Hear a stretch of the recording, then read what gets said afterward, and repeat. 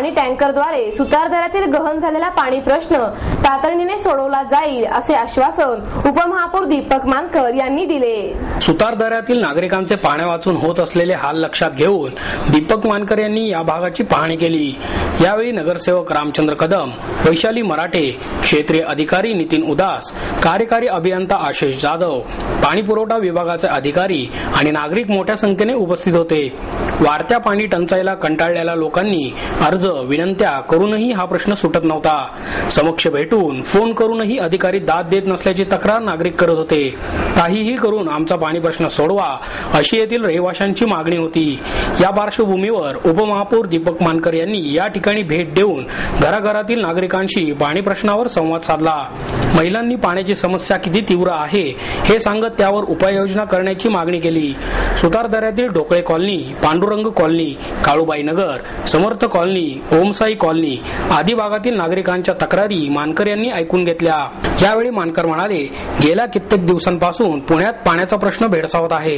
तसेच स्लम एरियातील लोकांचे खूपच हाल होत आहेत। परंतु मी नागरिकांना सांगू इच्छितो की या 2-3 दिवसात पाण्याच्या टाक्या येथे बसवून त्या टँकरद्वारे पाणी पुरवठा केला जाईल आणि तुम्हाला होणाऱ्या पाणी पुरवठ्याचे नियोजन केले जाईल। त्याचप्रमाणे भविष्यात 50-50 लाख लिटरच्या टाक्या सुतारदऱ्यात बांधण्याचे नियोजनही केले जाईल। त्यामुळे पुढे कधीही या परिसराला पाणी प्रश्न भेडसावणार नाही।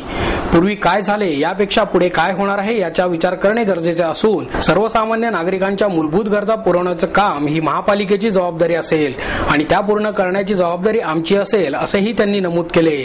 सुतारदऱ्यातील पाणी प्रश्न सुटावा म्हणून गेल्या 10 वर्षात केल्या गेलेल्या खर्चाचे सोशल ऑडिट व्हावे, मोटारीने पाणी खेचणाऱ्यांवर कारवाई करावी, तसेच येथील बेकायदेशीर बांधकामे आणि त्यासाठी अमाप पाण्याचा वापर करणाऱ्या वजनदार लोकांवर आणि त्यांच्याकडे दुर्लक्ष करणाऱ्या अधिकारी मंडळींवर कारवाई करावी अशी मागणीही येथील नागरिकांनी मानकर यांच्याकडे केली।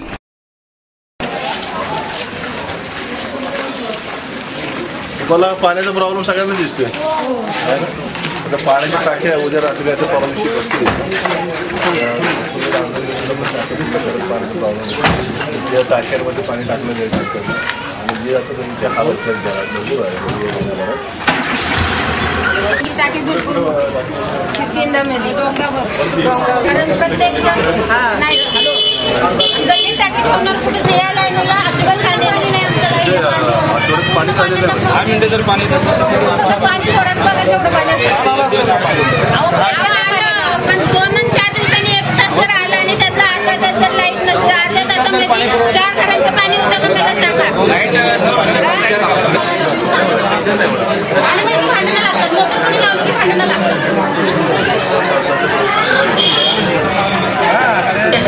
शहराच्या अडचणी पावसाळ्यात असतात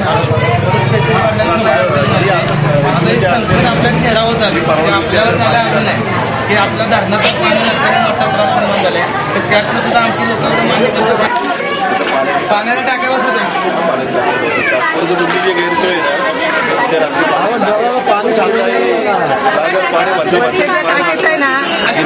पाणी मोठ्या प्रमाणात पाणी मिळालं पाहिजे काय पाण्याच्या टाक्या तुम्हाला उद्या रात्रीपर्यंत इथे मिळतील। पाण्याची टाक्या बंद पाणी तुम्हाला टँकर मधून सोडलं जाईल त्यातनं तुम्ही भरून घ्यावं लागेल। पुणे शहरात गेले 15-20 दिवसापासून पाण्याचा प्रश्न देखील मोठ्या प्रमाणामध्ये निर्माण झालेला आहे। 50% पाण्याची कपात पुणे शहरात होत असताना स्लम एरियामध्ये लोकांना अतिशय पाण्याच्या संदर्भामध्ये अतिशय हाल होत आहेत। आता या ठिकाणी माननीय नगरसेवक चंदूशेठ कदम आणि माननीय नगरसेविका वैशाली मराठे हा संपूर्ण सुतारदरा किष्किंधा नगरचा परिसर आहे। नागरिकांना एक वेळ देखील चांगल्या पद्धतीनं पाणी येऊ शकत नाही। या ठिकाणी अधिकारी वर्ग देखील आहेत, कोथरूडचे उदास साहेब आहेत, बाकीचे गोंडाने जाधव हे सर्व मंडळी या ठिकाणी आलेले आहेत। परंतु नागरिकांना देखील आम्ही या निमित्ताने विनंती केली की एक 2-3 दिवसाचा हा जो कालावधी आहे की काही ठिकाणी तुम्हाला पाण्याचे टँकर दिले जातील, काही ठिकाणी पाण्याच्या टाक्या दिल्या जातील आणि तुमचं पाण्याचं जे नियोजन आहे ते कुठेतरी सुधारण्याचा प्रयत्न या ठिकाणी नगरसेवकांच्या माध्यमातून अधिकाऱ्यांच्या माध्यमातून करण्याचा प्रयत्न या ठिकाणी आम्ही केला। लोकांना आम्ही विनंती केली की भविष्यामध्ये काही प्रोव्हिजन आपण पुणे महानगरपालिकेच्या माध्यमातून या ठिकाणी साधारण 50-50 लाख लिटरच्या टाक्या देखील आपण सुतारदाऱ्यामध्ये बांधण्याचा एक प्रकल्प आमच्या समोर आहे की ज्याच्यामुळे भविष्यामध्ये कधीही पाण्याची अडचण या परिसरातील लोकांना येणार नाही या दृष्टिकोनातून आमचा प्रयत्न हा निश्चितपणे असणार आहे. पूर्वी काय झालं याच्यापेक्षा इथून पुढे आपल्याला काय करायचं, सर्वसामान्य नागरिकांचा विचार करून त्यांच्या ज्या मूलभूत गरजा आहेत त्या पुरवण्याचं काम महानगरपालिकेची ही जबाबदारी आणि ते पुरवण्याच्या दृष्टिकोनातून निश्चितपणे आमचा प्रयत्न राहणार आहे. पाण्याचा प्रश्न 10-15 दिवसाच्या कालावधीमध्ये कुठेतरी थोडा मार्गी लागेल असं वाटतंय, परंतु या लोकांचे हाल होणार नाही हिची जबाबदारी पूर्णपणे आम्ही मंडळी घेणार. कारण की सातत्यानं या ठिकाणी काम करणाऱ्या ज्या महिला भगिनी आहेत की दिवसभर कामाला जायचं, कष्ट करायचे आणि घरी आल्यानंतर परत पाण्याचा प्रश्न त्यांना जीवनामध्ये जर निर्माण होत असेल तर एवढी वाईट परिस्थिती पुण्यासारख्या शहरामध्ये प्रथमच निर्माण झालेली आहे. म्हणजे खडकवासला धरणामध्ये असो किंवा कुठल्याही धरणामध्ये जर पाण्याचा साठा जरी कमी असेल तरी अधिकाऱ्यांची आणि प्रशासनाची एक जबाबदारी की एक नियोजनबद्ध कार्यक्रम त्यांनी राबवला पाहिजे. समजा या परिसरामध्ये जर पाणी द्यायचं असेल तर 1 तास तरी कमीत कमी त्या घरामध्ये पाणी यायला पाहिजे. सर्व घर पूर्णपणे त्या पाण्यावरती अवलंबून असतं, ही जबाबदारी प्रशासनाची देखील आहे. आणि कुठल्याही आता कारण न सांगता या ठिकाणी टाक्यांचं प्रोव्हिजन आता म्हणजे पूर्वतयारी म्हणून मला असं वाटतं काही ठिकाणी मोकळ्या जागा आहेत त्या ठिकाणी 20,000 25,000 लिटरचे टँक आपण निर्माण करायला पाहिजे जमिनीमध्ये की भविष्यामध्ये हे पाण्याचा प्रश्न हा मोठ्या प्रमाणामध्ये निर्माण होणारच आहे. परंतु त्या दृष्टिकोनातून आपलं प्रोव्हिजन असणं अत्यंत गरजेचं आहे. नागरिकांना आमची कळकळीची विनंती की हा जो त्रास तुम्हाला सहन करावा लागतो तो निश्चितपणे दूर करण्याचा प्रयत्न या ठिकाणी चंदू शेठ असतील, वैशालीताई असतील, आमचे अधिकारी वर्ग असतील हे निश्चितपणे तुम्हाला याच्यातून चांगला मार्ग काढतील आणि तुमचे हाल होणार नाहीत याची जबाबदारी पूर्णपणे आम्ही मंडळी आणि कुठल्याही मोर्चाच्या वगैरे नादाला न लागता मोर्चा काढून परत अधिकाऱ्यांकडे जाणार तुम्ही, अधिकारी परत तुम्हाला तेच उत्तर देणार. परंतु जे काम करणारे जे स्थानिक नगरसेवक आहेत ते निश्चितपणे याच्यातून तुम्हाला मार्ग काढून देतील आणि या ठिकाणी पाण्याची जी तुमची परिस्थिती जी निर्माण झालेली आहे त्याच्यावरती कुठेतरी नियंत्रण आणण्याचा प्रयत्न नियोजनबद्ध कार्यक्रमाच्या माध्यमातून आम्ही राबवू. निश्चितपणे या परिसरातील नागरिकांना एक विनंती आहे की तुम्ही नगरसेवक म्हणून चंदू शेठ आणि वैशाली त्यांना जे निवडून दिलेले ती निवड निश्चितपणे सार्थ करून ही मंडळी दाखवतील, चांगलं काम करतील या परिसरामध्ये. तुमच्या ज्या काही मूलभूत गरजा महानगरपालिकेच्या माध्यमातून आहेत त्या निश्चितपणे मार्गी लावण्याचं काम ही मंडळी करतील. धन्यवाद. काय अडचण असल्यास चंदू शेठ कदम आहेत, वैशालीताई आहेत, आमचे उदास साहेब क्षेत्रीय अधिकारी आहेत, त्यांना तुम्ही कधी संपर्क करू शकता. आणि थोडासा त्रास तुम्हाला म्हणजे गेल्या काही महिन्याभराच्या कालावधीमध्ये जो सहन करावा लागला त्याबद्दल आम्ही तुमची क्षमा मागतो. पण कारण ती आमची जबाबदारी आहे की तुम्हाला प्रत्येकाला पुणेकर नागरिकांना पाणी मिळालं पाहिजे ही भावना तर निश्चितपणे आमच्यामध्ये आहे. सोसायटी एरियामध्ये देखील हा प्रॉब्लेम आहे. परंतु या सगळ्याला कुठेतरी एक चांगला नियोजनबद्ध कार्यक्रम आम्ही राबवू आणि लोकांना व्यवस्थितरित्या पाणी मिळेल. म्हणजे या परिसरामध्ये 1 तास तरी सातत्यानं पाणी हे मिळायला पाहिजे असं प्रोव्हिजन उद्यापासून या ठिकाणी केलं जाईल. पुणे महानगरपालिकेच्या वतीने भारतरत्न मौलाना अबुल कलाम आझाद जयंती महोत्सवाचे 2 दिवसीय शिबिराचे बालगंधर्व रंगमंदिराच्या आवारात आयोजन करण्यात आले होते. या महोत्सवाचे आयोजन बालगंधर्व रंगमंदिराच्या आवारात करण्यात आले होते. या महोत्सवाचे उद्घाटन पुण्याच्या महापौर वैशाली बनकर यांच्या हस्ते करण्यात आले. यावेळी उपमहापौर दीपक मानकर, भाजपचे अशोक येनपुरे, आरपीआयचे पक्षनेते सिद्धार्थ धेंडे, शिवसेनेचे पक्षनेते अशोक खरणावळ, शिक्षण मंडळाचे उपाध्यक्ष विजय रणुसे, स्थायी समितीचे अध्यक्ष बाबूराव चांदेरे आदी मान्यवर उपस्थित होते. या शिबिरामध्ये विद्यार्थ्यांना भारतरत्न आझाद यांच्या कारकिर्दीची माहिती देण्यासाठी तसेच विद्यार्थ्यांच्या कलागुणांना वाव मिळण्यासाठी चित्रकला स्पर्धा, समूहगीत स्पर्धा, वक्तृत्व स्पर्धा, निबंध स्पर्धा, रांगोळी स्पर्धा अशा विविध कार्यक्रमांचे आयोजन करण्यात आले होते. या सगळ्या स्पर्धांमध्ये विद्यार्थ्यांनी उत्साहाने भाग घेतला. सर्व स्पर्धेमध्ये नाविन्यपूर्ण असे काम विद्यार्थ्यांनी केले. भारतरत्न मौलाना अबुल कलाम आझाद यांची चित्र विद्यार्थ्यांनी पेपरवरती काढले तर काही विद्यार्थ्यांनी रांगोळीच्या सहाय्याने त्यांचे चित्र काढून दाखवले. तसेच शिक्षकांनी सर्व विद्यार्थ्यांना आझाद यांनी केलेल्या कार्याची माहिती सांगितली. मराठी रंगभूमी आणि चित्रपट सृष्टीचे नाव अजरामर करणारे राजा गोसावी यांच्या 87व्या जयंतीनिमित्त कार्यक्रमाचे आयोजन करण्यात आले होते. त्या तिथे तिकडे पलीकडे माझी या प्रियेचे झोपडे या राजा गोसावी यांच्यावर चित्रित झालेल्या सुमधुर गाण्याने गीतसंध्या कार्यक्रम रसिकांच्या प्रतिसादात झाला. राजा गोसावी यांना जाऊन 14 वर्षे झाली. त्यांचा काळ ब्लॅक अँड व्हाईटचा होता. आजच्या पिढीला त्यांचा विसर पडला आहे. त्यांची आठवण राहावी म्हणून स्वरानंद प्रतिष्ठान आणि गिरीश गोसावी यांनी या कार्यक्रमाचे आयोजन केले होते. आपल्या आयुष्याची कारकीर्द हसरी दिंडी घेऊन अखेरपर्यंत वाटचाल करणारे रोमॅन्टिक, इनोसंट, बावळट, विनोदी हिरो, विलन, राजाभाऊ यांची नाटके आणि चित्रपट यातील निवडक क्लिप्स यावेळी दाखवण्यात आल्या. यावेळी राजा गोसावी यांचे चिरंजीव गिरीश गोसावी म्हणाले, हा कार्यक्रम राजाभाऊंना सदैव साथ देणारे शरद तळवळकर आणि जयश्री गडकर यांना श्रद्धांजली म्हणून आयोजित केला आहे. ज्येष्ठ अभिनेते श्रीकांत मोगे, दाजीकाका गाडगीळ, सिंधुताई सपकाळ, क्षमा देशपांडे, डॉक्टर विभा देशपांडे, प्रकाश भोंडे यावेळी उपस्थित होते.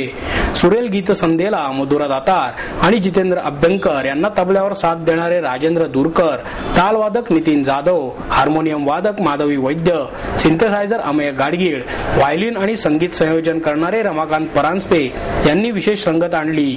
अरुण नुलकर यांनी सूत्रसंचालन केले.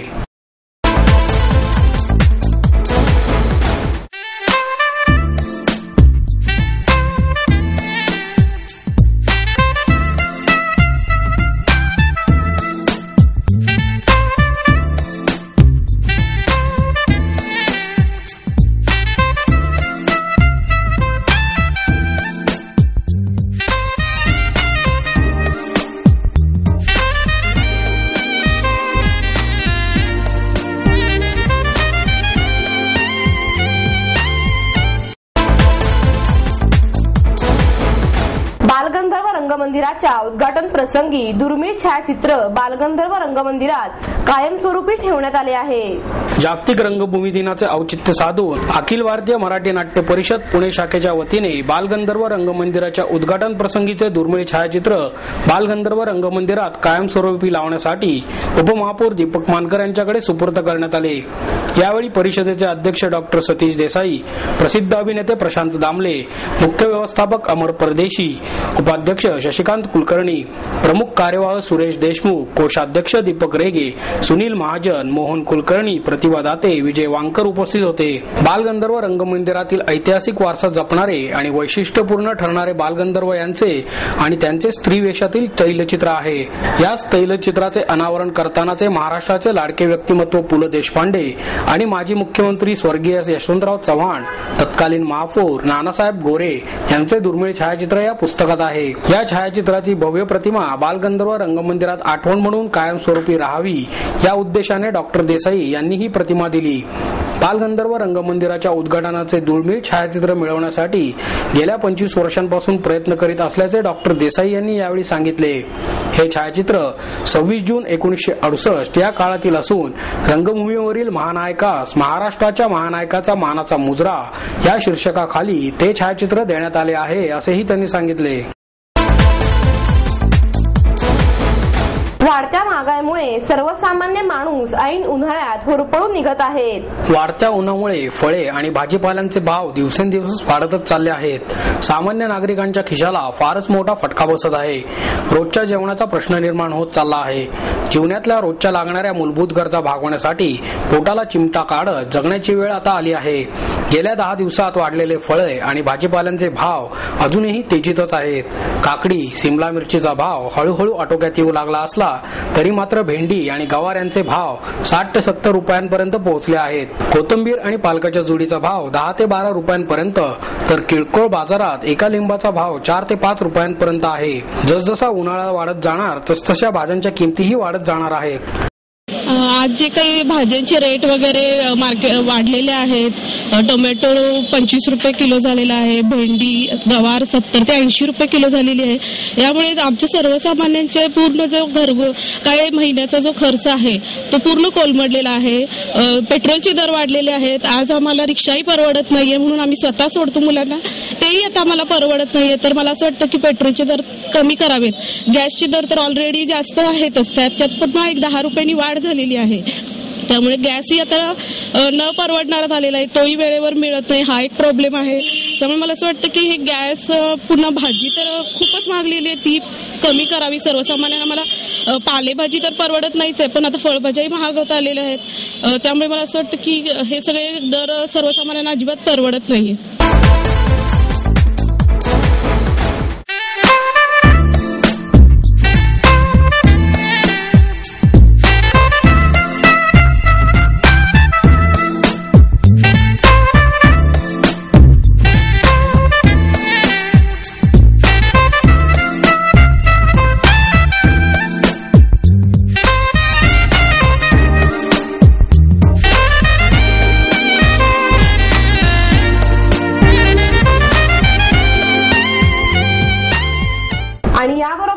बातमीपत्र संपलं.